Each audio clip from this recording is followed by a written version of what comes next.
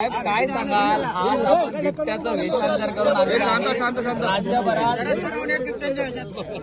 राज्यभरात बिबट्यांच्या हल्ल्याने नागरिक त्रस्त आहेत. काय आपण नेमकी वेशभूषा करून सांगू इच्छिता आणि लोकांच्या बिबट्याचा आवाज देखील वाढताय.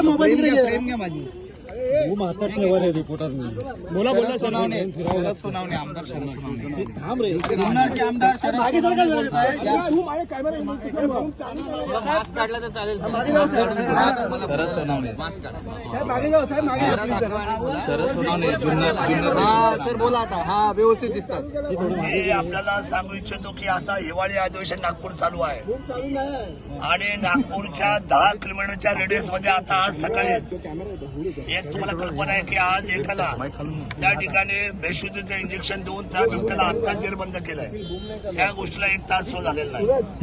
जर हिवाळी अधिवेशन आणि ह्या ठिकाणी नागपूरला जर 10 किलोमीटरच्या अंतरावर बिबट्या आल्या तर याचा अर्थ संपूर्ण राज्यामध्ये आज जवळजवळ 9 ते 10 हजार बिबट्याची संख्या झालेली आहे. आणि जुन्नर तालुक्यामध्ये 55 लोक गेल्या 3 महिन्यामध्ये मेले. आता लोक सरकार असं म्हणते की मानेला तारेचा पट्टा महिलांनी बांधला पाहिजे, शेतकऱ्यांनी बांधला पाहिजे, तरी शेती केली पाहिजे. अंगणामध्ये आमची मुलं खेळत नाहीये. अंगणाच्या बाजूने सगळे सौर ऊर्जेचं कंपाऊंड लावून, करंटचं कंपाऊंड लावून आम्ही आतमध्ये आलेलो आहे.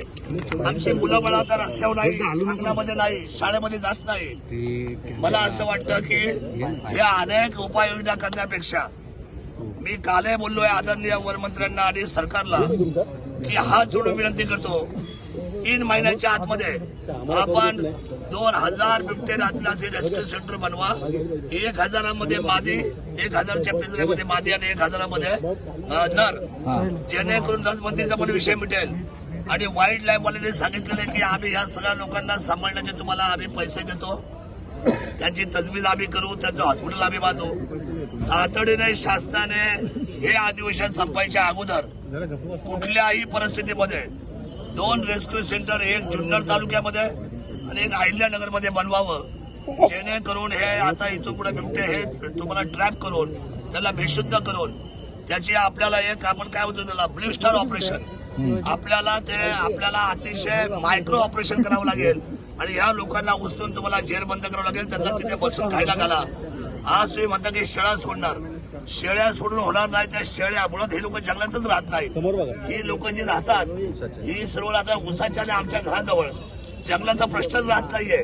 त्यामुळे ही काय काय तज्ञ लोक जे आदरणीय मंत्री महोदय जे सल्ले देतात त्या सर्व सचिवांना माझी विनंती आहे, आपण मुंबईमध्ये राहता, फ्लॅटमध्ये राहता, आपण सिक्युरिटीमध्ये राहता, तुम्हाला ग्रामीणची अवस्था माहीत नाही, तुम्हाला जनतेची अडचण माहीत नाही. 3-3 वर्ष, 3-3 महिन्याचं बाळ, 4-4 वर्षाचं बाळ, 6-6 वर्षाची बाळं, आता महिला भगिनी शेती करताना या सकाळ दुपार संध्याकाळ, बरं आता दिवसा पण हल्ले व्हायला लागलेत. आज दिवसा माणसं बाहेर पडते त्यांच्या डायरेक्ट अंग येतो. त्यामुळे मला असं वाटतं बिबटचा विषय अतिशय भयंकर आहे आणि आपण राज्य आपत्ती घोषित केली पाहिजे बिबट्याच्या बाबतीत, राज्य आपत्ती. आणि राज्य आपत्ती घोषित करून तातडीने मुख्यमंत्र्यांनी सुमोटो आजच्या आज निर्णय केला पाहिजे की 2 रेस्क्यू सेंटर, हजार बिबटे आपल्याला जेरबंद करतील आणि जेरबंदीची मोहीम ही राज्य शासनाने राबवली पाहिजे आणि कोणत्याही परिस्थितीमध्ये या बिबट्यांचा बंदोबस्त केला पाहिजे. इथून पुढे एक सुद्धा बळी सर्वसामान्य शेतकऱ्यांचा आम जनतेला मान्य नाही.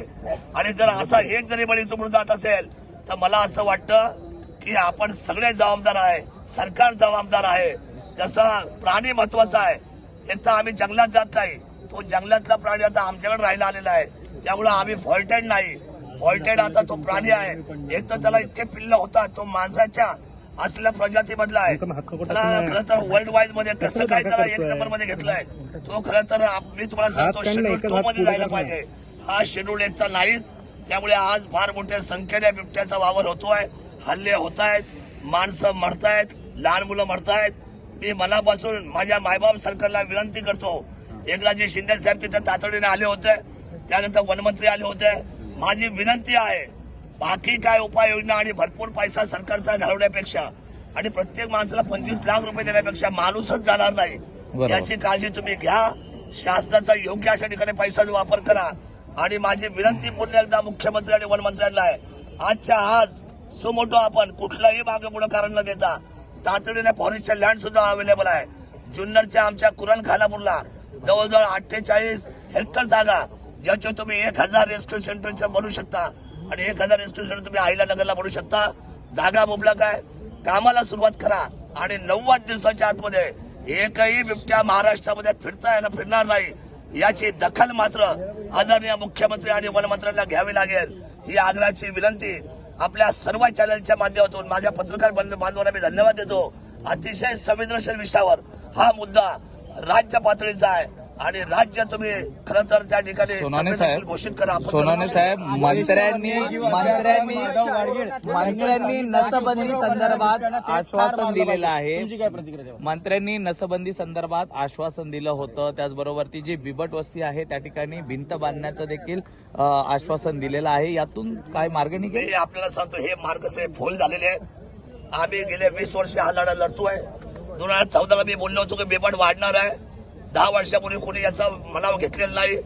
त्याची प्रजनन शक्ती मी त्यावेळेला बोललो होतो. मला त्यावेळेला माहित होतं की लांब पल्ल्याचा हा सगळ्यात मोठा धोका आहे. शासन त्यावेळेला मनाव घेतलेला नाही. त्यावेळेला बिबट सफारी मी मागितली होती. बिबट सफारीमध्ये 25 ते 30 फक्त बिबट्या बसतात, पण आता हजारोच्या संख्येने झाल्यामुळे मला असं वाटतं गाडगिळ साहेबांना कदाचित ही गोष्ट माहीत नसावी. सर्वसामान्य माणसाचं जीवन धोक्यात आलंय. शेत्या आमच्या आता उजाड झालेल्या आहेत आणि कुठलाही शेतकरी काम करायला मागत नाही. जीवाच्या भीतीने दिवसा हल्ले होतात, सायंकाळी हल्ले होतात, रात्री हल्ले होतात, पहाटे हल्ले होतात. या भिंती बांधणं, शेळ्या सोडणं या उपाययोजना होऊ शकत नाही. नसबंदी करण्याच्या पेक्षा आणखी आपली ताकद वाया घालवण्यापेक्षा 2 रेस्क्यू सेंटर उभे करा. ते दिसतील त्यांचा पाठलाग करा. त्यांना बंदुकीची ती गोळी कोणती बेशुद्ध करण्याची इंजेक्शन मारा आणि त्यांना तातडीने तुम्ही उचला आणि सर्वांना जेरबंद करा. 1000 बिबट एका बाजूला मादी आणि एक बाजूला नर असे तुम्ही वेगळे केले तर तुमचा नसबंदीचा विषय संपून जाईल. काही बिबटे रेस्क्यू सेंटरमध्ये, खासगी रेस्क्यू सेंटरमध्ये सोडण्याचं आश्वासन दिलं होतं. सह्याद्रीच्या ज्या जंगलांमध्ये काही सोडण्याचे आश्वासन दिलंय. यातनं तोडगा निघेल का असं वाटतं तुम्हाला? बिबट्या एकही जंगलामध्ये राहत नाही. सगळा आता तुम्हाला मी शुगर कॅन मध्ये राहतो, साखरेच्या ऊसाच्या शेतामध्ये राहतो, तो आमच्या घराजवळ राहतो. एकही बिबट्या जंगलामध्ये राहत नाही. शेळ्या सोडून तेवढं काही फायदा नाही. शेळ्यांच्या चोऱ्या माऱ्या होतील, शेळी लोकच घेऊन जातील. तिथं बिबट्या काय तो घेणार नाही. आशिष शेलार म्हणतात की जसं कोरोना होता त्याला ट्रीट केलं गेलं त्याच पद्धतीने या बिबट्यांना ट्रीट करायला पाहिजे. नाही म्हणजे कसं ट्रीट केलं पाहिजे? कोरोनाला समजा आपण इंजेक्शन दिले होते लोकांना, बेबीमध्ये दिले ना, बेबीमध्ये इंजेक्शन दिले होते कोरोनामध्ये. आता यांना आधी पकडत तर कुठले इंजेक्शन त्याच्यावर ठरवू. पण वन विभागाचं नियोजन आणि दुर्लक्ष यामुळेच हा सगळा नाही. आता मनावर नाही घेतलं ना. कालपर्यंत काय चाललं होतं, टिंगल्या चालल्या होत्या, मस्करी चालली होती. माझ्यासारखा पण 2014ला 15ला 16ला विधान भवनामध्ये बोलायचा तर मला सगळे लोक म्हणायचे, हसायचे, म्हणजे बघा हा बिबट्याला बिबट्यावर बोलणार आहे. पण बिबट्या किती संकट आहे हे आज त्यांना कळालेलं आहे. आज काल तुम्ही जर पाहिलं असेल विधान भवनामध्ये जवळजवळ 288 पैकी जवळजवळ 101 आमदार बिबट्याच्या भीतीने सभागृहामध्ये गोंधळ घालत होते. याचा अर्थ हा दूरदृष्टीचा होणारा सगळ्यात मोठा आपल्यावर होणारा आघात आहे हे मी 2014 पासून ओळखलं होतं. म्हणून आता माझी विनंती आहे, आज सकाळी जर तुम्ही तुमच्या टीव्ही चॅनल ऑन केले नागपूरमध्ये सकाळीच आज काय परिस्थिती होती. 3 तास तुमचं ऑपरेशन चालू होतं त्याला पकडण्यासाठी. जीवाचा आकाल करून एक बिबट्या पकडायला तुम्हाला 3 तास लागले. सरकारने ही गोष्ट